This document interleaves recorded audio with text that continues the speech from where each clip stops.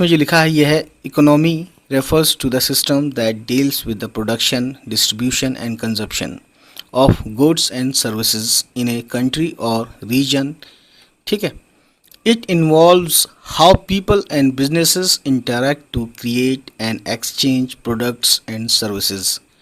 The economy is influenced by factors such as resources, labor, technology, and government policies.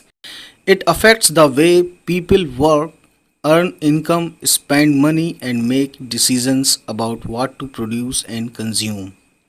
In simple terms, the economy is all about how a society manages its resources and uses them to meet people's needs and wants. तो ये तो हो गई दोस्तों एक तरह से जितना सिंपल हो सकता था उतना इकोनॉमी की डेफिनेशन. ठीक है, अब हम बात करेंगे उर्दू में.